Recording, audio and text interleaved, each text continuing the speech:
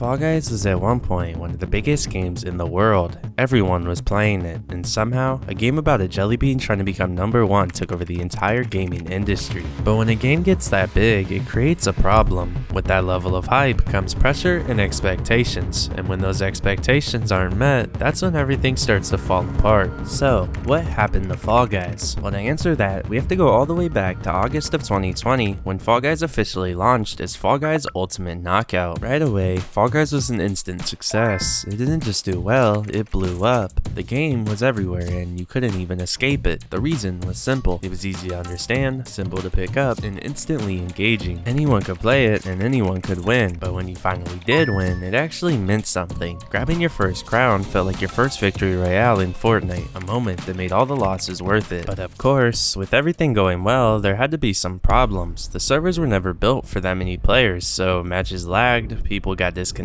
and sometimes you couldn't even get in at all. The game was already struggling to hold itself together under its own popularity. But then came something every big online game eventually faces: cheaters, speed hacks, and teleporting, the kind of stuff that completely breaks the experience. And since Fall Guys was never meant to be a highly competitive game, it made the problem even worse. The whole appeal was the obstacles and having fun, not being destroyed by someone breaking the game. So instead of a clean and casual experience, matches started feeling inconsistent and frustrating. But the bigger issue wasn't just the bugs or the cheaters, because while Fall Guys was still trying to stabilize these issues, the internet was already moving on to something new: Among Us. From similar colorful bean-shaped characters to a full-on murder mystery formula, Among Us didn't just grow, it took over. Streamers moved, YouTubers moved, entire audiences followed. Fall Guys wasn't the center of attention anymore, so the spotlight shifted. And it shifted fast. But while Among Us was still rising, Fall Guys got something it didn't have before: time. Time to fix bugs, time to stabilize servers, and time to patch the problems that came with sudden success. But the one issue they weren't worried about would be the one that would lead to its eventual fall off: replayability. At first, it didn't matter. Players were too busy having fun to notice. But after enough time, the pattern became obvious. Some of the levels were way too easy, and sometimes not even a single player was eliminated. It was also the same levels every time, and every match started to feel familiar, and once you learn how to play the game optimally, there wasn't much left to discover. Instead of constantly evolving content, the game stayed mostly the same. That freshness, the thing that made it blow up in the first place, wasn't there anymore until Season 2 of Fall Guys finally dropped, and on paper, it looked like a solid update. The game went from 25 levels to 31, adding 6 brand new levels into the rotation. Sounds good, right?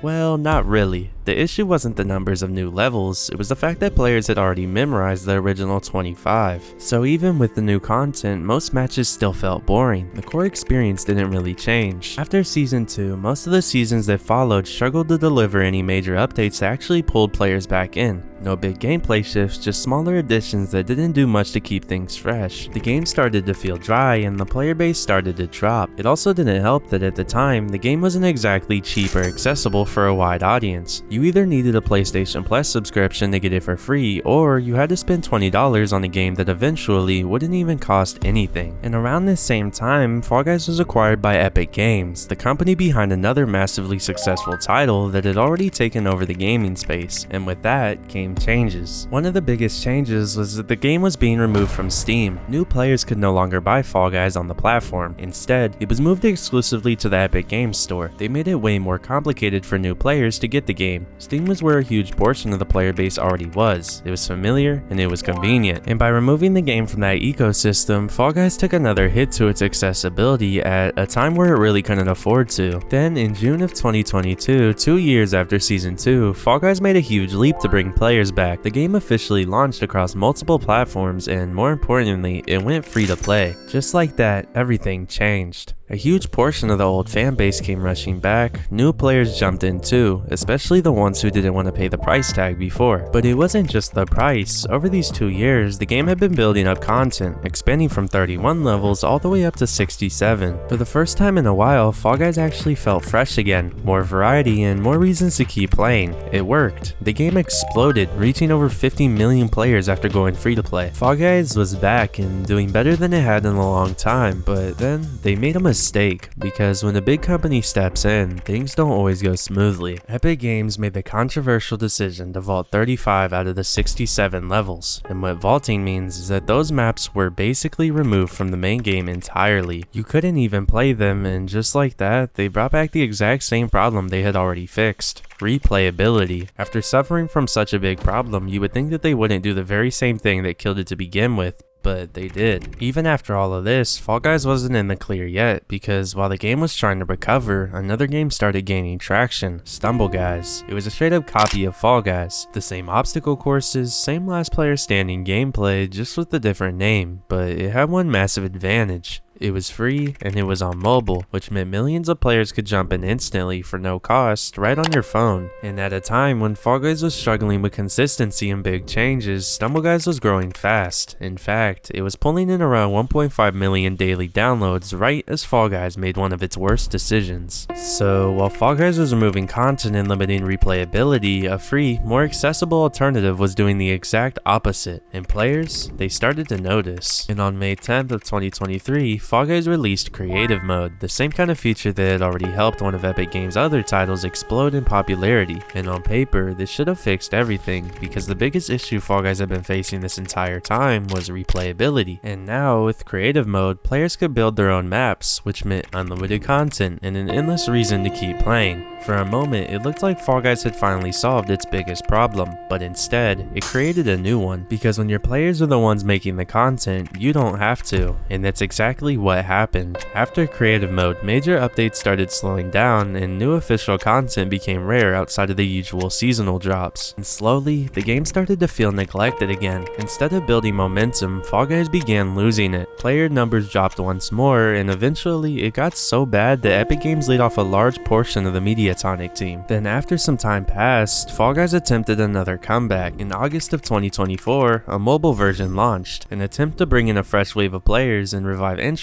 in the game, but by then the momentum was already gone. Most players had moved on and the impact just wasn't the same, so the game kept pushing updates into Creative Mode, trying to keep things alive in the background, until finally in April of 2025, Fall Guys released one of its more notable updates in a while: Ranked Knockout Mode, a competitive version of its most popular mode designed to tap into the growing popularity of ranked systems across modern games. But at that point, it wasn't about explosive growth anymore. It was about trying to stay relevant. So after everything I've told you, like the hype, the updates, the comeback attempts, and the mistakes, the story of Fall Guys isn't really about a game that suddenly died. It's about a game that slowly ran out of momentum, because when Fall Guys launched, it wasn't just popular, it completely took over the gaming space. It was simple, fun, and everywhere at once, but that same simplicity also meant it had limits, and once the hype settled, those limits started to show. No matter what was added, like new seasons, free-to-play, creative mode, ranked modes, it always came back to the same core problem. The game could bring players back, but it couldn't always keep them. Sometimes the updates worked, sometimes the player count spiked again, but none of it created lasting stability, and that's what the downfall really was. Not one single decision, not one update, not one mistake,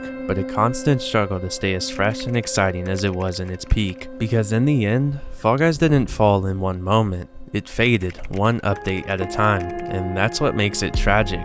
A game that once dominated the entire internet, slowly becoming something people only remember instead of something they still play.